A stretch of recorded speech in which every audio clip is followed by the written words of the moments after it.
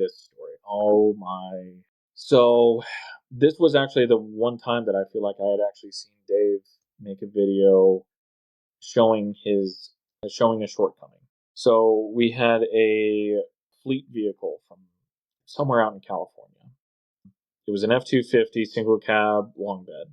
It was a truck that was converted to propane. Pretty pretty basic system that it just replaces the gas engine system with a propane system. Yep. Supposedly runs cleaner, yada yada yada. I don't know. Well, with propane, it's going to run at a higher temperature inside of the combustion chamber, Yeah. and they had a knocking noise on this engine that they're pretty sure that if they wanted to remedy it, they needed to build a motor specifically to handle propane with hardened valve seats and everything.